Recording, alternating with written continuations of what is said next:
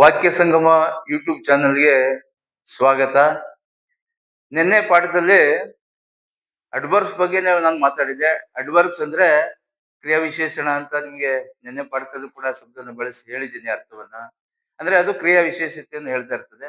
ನಾವು ತಗೊಂಡಂತದ್ದು ನಿನ್ನೆ adverb of manner ತಗೊಂಡಿದ್ದೀನಿ, ಹಾಗೆ ಅಡ್ವರ್ಬ್ ಆಫ್ ಪ್ಲೇಸ್ ಮತ್ತೆ ಅಡ್ವರ್ಬ್ ಆಫ್ ಟೈಮ್. ಅದನ್ನ ಆರ್ಡರ್ ಆಗಿ ಬಳಸ್ಕೊಂಡ್ ಬರ್ಬೇಕು. ಆರ್ಡರ್ ಅಂದ್ರೆ ಕ್ರಮವಾಗಿ, ಒಂದರಿಂದ ಒಂದು ಮೊದಲು ಬರ್ಬೇಕಾಗಿತ್ತು ಅಡ್ವರ್ಬ್ ಆಫ್ ಮ್ಯಾನರ್, ಅನಂತರ ಅಡ್ವರ್ಬ್ ಆಫ್ ಪ್ಲೇಸ್ ಮತ್ತೆ ಅಡ್ವರ್ಬ್ ಆಫ್ ಟೈಮ್.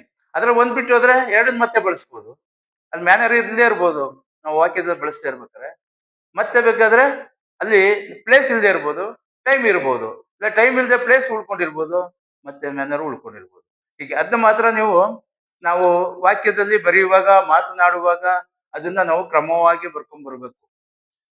ಅದಕ್ಕಾಗಿ ನಾವು adverb of manner, adverb of place, adverb of time ಅನ್ನ ನಾನು ನಿನ್ನೆ ಪಾಠದಲ್ಲಿ ಅದರ ವಿವರಣೆಯನ್ನು ಕೊಟ್ಟಿದ್ದೀನಿ. ಈ ದಿನ ಕೂಡ ಅಡ್ವರ್ಬ್ ಆಫ್ ಫ್ರೀಕ್ವೆನ್ಸಿನ ತಗೊಂಡಿದ್ದೀನಿ. ಪದೇ ಪದೇ ಸಂಭವಿಸುವ ಪ್ರಮಾಣವನ್ನ ತಿಳಿಸ್ತಕ್ಕಂಥದಕ್ಕೆ ನಾವು ಫ್ರೀಕ್ವೆನ್ಸಿ ಅಂತ ಕೂಡ ನಾವು ಹೇಳ್ಬೋದು. ಇಲ್ಲಿ adverb of frequency which answer the question ಯಾವ್ದಿದೆ? ಹೌ ಆಫ್ಟನ್ ಅಂತೇಳಿ, ಹೌ ಆಫ್ಟನ್ ಅಂತ ಇದೆ. ಹೌ ಆಫ್ಟನ್ ಅನ್ನೋ ಕ್ವಶನ್ಗೆ ನಾವು ಇಲ್ಲಿ ಉತ್ತರವಾಗಿ ನಾವು ಬಳಸ್ಕೋಬಹುದು. ಇಲ್ಲಿ ಆಫ್ಟನ್ ಅಂದ್ರೆ ಪದೇ ಪದೇ ಅನ್ನೋ ಅರ್ಥವನ್ನು ಕೊಡ್ತದೆ. ಇಲ್ಲಿ ನಾನು ಆ ಪದವನ್ನ ತಗೊಂಡಿದ್ದೀನಿ, ಇವಾಗ ಶಬ್ದವನ್ನ. I often go swimming at the weekend. Weekend ಅಂದ್ರೆ ವಾರದ ಕೊನೆ ದಿನ ಅಂತ ಗೊತ್ತಿರುತ್ತೆ. ಅಟ್ ದ ವೀಕೆಂಡ್ ಅಂದ್ರೆ ಇದೊಂದು ಫ್ರೇಜ್ ಆಗಿದೆ ಅಂತ ಅರ್ಥ ಮಾಡ್ಕೊಳ್ಳಿ. ಇದು ಕೂಡ ಅಡ್ವರ್ಬ್ ಆಗಿ ಇಲ್ಲಿ ಅರ್ಥವನ್ನು ಕೊಡ್ತಾ ಇದೆ. ಇಲ್ಲಿ ಟೈಮ್ ಆಫ್ ಅಡ್ವರ್ಬ್ ಆಗುತ್ತೆ ಇದು. ನಾನು ಪದೇ ಪದೇ ಸ್ವಿಮ್ಮಿಂಗ್ ಮಾಡೋದಕ್ಕೆ ನಾನು ವೀಕೆಂಡ್ ನಲ್ಲಿ ಹೋಗ್ತೀನಿ ಅನ್ನೋ ಈ ಟೈಮ್ ಹೇಳ್ತಾ ಇದೆ. ಯಾವಾಗ ಹೋಗ್ತಾ ಇದ್ದೀನಿ ಪದೇ ಪದೇ? ಹಾಗಾದ್ರೆ ನಾನು ವೀಕೆಂಡ್ ಅನ್ನೋದನ್ನ ಇಲ್ಲಿ ಅರ್ಥದಲ್ಲಿ ನಾವು ತಿಳ್ಕೊಬಹುದು, ಹೋಗ್ತಾ ಇದೀವಿ ಅಂತ ಹೇಳಿ. ಇದನ್ನ ನೀವು ರಚನೆ ಮಾಡುವಾಗ, ಮತ್ತೆ ಸಂಭಾಷಣೆ ಮಾಡುವಾಗ, ಮಾತನಾಡುವಾಗ ಈ ರೀತಿ ಅಭ್ಯಾಸವನ್ನ ಮಾಡಿದ್ರೆ ತುಂಬಾ ಅರ್ಥವನ್ನ ನೀವು ಆ ವಾಕ್ಯ ಒಳಗೊಂಡಿರ್ತದೆ, ಅದನ್ನ ಅರ್ಥೈಸ್ಕೋಬಹುದು, ಬೇರೆಯವ್ರಿಗೆ ಅರ್ಥೈಸ್ಬೋದು ಅನ್ನೋ ಒಂದು ಆಧಾರದ ಮೇಲೆ ಈ ರೀತಿ ನಾವು ಅಡ್ವರ್ಬ್ಗಳನ್ನ ನಾವು ಬಳಸ್ಬೋದು. ಅದರ ಅರ್ಥ ಚೆನ್ನಾಗಿರುತ್ತೆ ಅನ್ನೋದು ನಮ್ಗಿಲ್ಲಿ ಅರ್ಥ ಆಗ್ತಾ ಇದೆ ಈಗ. How often should you go to the dentist? Dentist ಅಂದ್ರೆ ಅಲ್ಲಿನ ಡಾಕ್ಟರ್ ಅಂತ ನಿಮ್ಗೆ ಅರ್ಥ ಆಗ್ತದೆ. ಇಲ್ಲಿ ಎಷ್ಟು ಬಾರಿ ನೀನು ಡೆಂಟಿಸ್ಟ್ ಬಳಿ ಹೋಗ್ಬೇಕು ಅನ್ನೋ ಅರ್ಥವನ್ನ ಕೊಡ್ತಾ ಇದೆ ಇಲ್ಲಿ. We often see my friend in the garden. ಇಲ್ಲಿ ಪ್ಲೇಸ್ ಆಫ್ ಅಡ್ವರ್ಬ್ ಇದು, ಆದ್ರೆ ಇಲ್ಲಿ ಫೇಸ್ ಅಲ್ಲಿ ಇದೆ. ನಾನು ಪದೇ ಪದೇ ನನ್ನ ಫ್ರೆಂಡ್ ಭೇಟಿ ಮಾಡ್ತಾ ಇರ್ತೀನಿ. ಇಲ್ಲಿ ಟೈಮ್ ತೋರಿಸ್ತಿಲ್ಲ, ಪ್ಲೇಸ್ ತೋರಿಸ್ತಾ ಇದೆ ಅಷ್ಟೇ.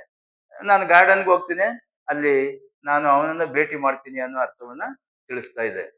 ನಾಲ್ಕನೇದು ಅವು ಆಫ್ಟರ್ ಡು ಯು ವಾಸ್. ಇಲ್ಲಿಗೆ ಬೇಕಾದ್ರೆ ನಿಲ್ಲಿಸ್ಬೋದು, ಆದ್ರೆ ಅರ್ಥ ಇಲ್ಲಿಗೆ ಕ್ಲೋಸ್ ಆಗುತ್ತೆ. ಏನ್ ವಾಸ್ ಮಾಡ್ತಾ ಇತ್ತು ನಮ್ಗೆ ಅರ್ಥ ಆಗಲ್ಲ ಅಷ್ಟೇ. ಮುಂದುವರೆದಿದ್ವಿ ನಾವೀಗ. ಯುವರ್ ಲೆಗ್, ನಿನ್ನ ಕಾಲುಗಳನ್ನ. ಯುವರ್ ಹ್ಯಾಂಡ್, ನಿನ್ನ ಕೈಯನ್ನ. ಯುವರ್ ಫೇಸ್, ನಿನ್ನ ಮುಖವನ್ನ. ಯುವರ್ ಹೇರ್, ನಿನ್ನ ತಲೆ ಕೂದಲನ್ನ ಅನ್ನೋ ಅರ್ಥವನ್ನ ಇಲ್ಲಿ ಕೊಡುತ್ತೆ. ಇಲ್ಲಿ ನಾವು ಪ್ರಶ್ನೆಯನ್ನು ಮಾಡ್ತಾ ಇದ್ವಿ. ಅವು after do you wash your leg, your face, your hand, your hair. ಹೀಗೆ ನಾವು ಮಾತನಾಡ್ಬೋದು. ಐದನೇದು ಐ ಹ್ಯಾವ್ ನೆವರ್. ನೆವರ್ ಅಂದ್ರೆ ಖಂಡಿತ ಇಲ್ಲ ಅನ್ನೋ ಅರ್ಥವನ್ನ ಹೇಳುತ್ತೆ. ಇಲ್ಲಿ ನೆಗೆಟಿವ್ ಇದೆ. I have never been to Australia. ನಾನು ಎಂದೂ ಆಸ್ಟ್ರೇಲಿಯಾಕ್ಕೆ ಹೋಗೇ ಇಲ್ಲ, ನಾನು ಅಲ್ಲಿಲ್ಲ ಅನ್ನೋ ಅರ್ಥವನ್ನ ಹೇಳ್ತಾ ಇದ್ದೀನಿ. I have never heard anything so ridiculous ಅಂತೇಳಿ ನಾವು ಇಲ್ಲಿ ಶಬ್ದನ ತಗೊಂಡಿದ್ವಿ. ರೆಡಿಕ್ಯುಲಸ್ ಅಂದ್ರೆ ಅಪಹಾಸ್ಯ ಅಂತ ಅರ್ಥವನ್ನ ಕೊಡ್ತಾ ಇದೆ. ಯಾವುದೇ ನಾನು ಅಪಹಾಸ್ಯವಾದಂಥದ್ದನ್ನ ನಾನು ನನ್ನ ಕಿವಿಯಿಂದ ಕೇಳಿಲ್ಲ ಅನ್ನೋ ಅರ್ಥವನ್ನ, ಕೇಳೇ ಇಲ್ಲ ಅನ್ನೋ ಅರ್ಥವನ್ನ ಕೊಡುತ್ತೆ ಅದು. ಏಳನೇದು people rarely live to be 100 years old. ಈಗ 100 ವರ್ಷ ಆದಂತವರು ಬದುಕುವುದು ಬಹಳ ಅಪರೂಪದ ಸಂಗತಿ ಅನ್ನೋ ಅರ್ಥವನ್ನ ಇಲ್ಲಿ ಹೇಳ್ತಾ ಇದೆ. ಇಲ್ಲಿ 100 ವರ್ಷ ದಾಟಿದ್ರೆ ಬದುಕೋದು ಕಷ್ಟ ಅನ್ನೋ ಅರ್ಥವನ್ನ ಕೊಡ್ತಾ ಇದೆ ಈ ವಾಕ್ಯದಲ್ಲಿ. ಹಾಗೆ 8ನೇ ವಾಕ್ಯದಲ್ಲಿ I rarely have time to the read newspaper. ಯಾವುದೇ ನೀವು ಓದ್ಬೇಕು ಇಲ್ಲ ಬರೀಬೇಕು ಅಂದ್ರೆ ಈ ಶಬ್ದವನ್ನು ಹಾಕೋಬಹುದು. ನೀವು ನ್ಯೂಸ್ ಪೇಪರ್ ಹಾಕೋಬಹುದು, ಯಾವ್ದಾದ್ರು ಎಸ್ಸೆ ಹಾಕೋಬಹುದು, ಇಲ್ಲ ಎಸೆ ರೇಟಿಂಗ್ ಹಾಕಿ ಈ ರೀತಿ ನಾವು ಶಬ್ದಗಳನ್ನ ಜೋಡಿಸಿದ್ರೆ ಈ ತರ ವಾಕ್ಯಗಳನ್ನ ಅನೇಕ ವಾಕ್ಯಗಳನ್ನ ನಾವು ಮಾಡ್ಬೋದು, ಕಲಿತಾ ಹೋಗ್ಬೋದು. ಮಾತನಾಡೋದಕ್ಕೂ ಕೂಡ ತುಂಬಾ ಅಭ್ಯಾಸವನ್ನ ಮಾಡ್ಕೋಬಹುದು ನಾವು. ಅದರಿಂದ ಇವತ್ತು ನಾನು ಫ್ರೀಕ್ವೆನ್ಸಿ ಬಗ್ಗೆ ನಾನು ಪಾಠವನ್ನ ಮಾಡ್ತಾ ಇದ್ದೀನಿ. ಪದೇ ಪದೇ ಸಂಭವಿಸುವ ಪ್ರಮಾಣದ ವಿಚಾರವನ್ನ ಇಲ್ಲಿ ನಾವು ಹೇಳ್ತಾ ಇರ್ತೀವಿ. ಆಫ್ಟನ್ ಅನ್ನೋ ಶಬ್ದನ ತಗೊಂಡಿದ್ದೀನಿ. ನೆವರ್ ಅಂದ್ರೆ ಎಂದು ಇಲ್ಲ ಅನ್ನೋ ಅರ್ಥವನ್ನ ಕೊಡ್ತಾ ಇದೆ. ಇಲ್ಲಿ ಎರಡೇ ಶಬ್ದನ ತಗೊಳ್ಳೋದಕ್ಕೆ ಸಾಧ್ಯ ಆಗಿದೆ ಅಷ್ಟೇ ಇವತ್ತು. ಇನ್ನು ಮುಖ್ಯವಾದ ಶಬ್ದಗಳಿದೆ, ಅದನ್ನ ಬಳಸ್ತಾ ವಾಕ್ಯದಲ್ಲಿ ನಿಮಗೆ ಪರಿಚಯವನ್ನ ಕೊಡಿಸ್ತಾ ಹೋಗ್ತಾ ಇರ್ತೀನಿ. ಈಗ ನಮ್ಮ ವಾಕ್ಯ ಸಂಗಮ ಯೂಟ್ಯೂಬ್ ಚಾನಲ್ ತಾವುಗಳು ಬೆಂಬಲಿಸಿ ಮತ್ತೆ ನೀವು ಆಶೀರ್ವದಿಸಿ. ಆವಾಗ ಅದರಿಂದ ನಮ್ಮ ಈ ಒಂದು ಬೆಳವಣಿಗೆ ಇವತ್ತೇನ್ ಪಾಠ ಮಾಡ್ತಾ ಇದ್ದೀನಿ ಆ ಬೆಳವಣಿಗೆ ಮುಂದುವರೆದು ತುಂಬಾ ಹೋಗ್ತಾ ಇರ್ತದೆ. ನಿಮಗೂ ಸಂತೋಷ, ಕಲಿಸೋದ್ರಿಂದ ನನಗೂ ಸಂತೋಷ.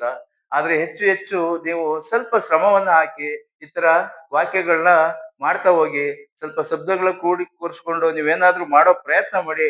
ಆಗ್ಲಿಲ್ಲ ಅಂದಾಗ ನಾವು ಪಾಠ ಮಾಡುವಾಗ ನಿಮ್ಗೆ ಗೊತ್ತಾಗುತ್ತೆ. ಸ್ವಲ್ಪ ಈಸಿಯಾಗಿ ಬೇಗ ಕಲೀಲಿ ಅನ್ನೋ ಉದ್ದೇಶ ಇಟ್ಕೊಂಡೆ ನಾವು ಈ ರೀತಿ ಪಾಠವನ್ನ ಮುಂದುವರಿಸ್ತಾ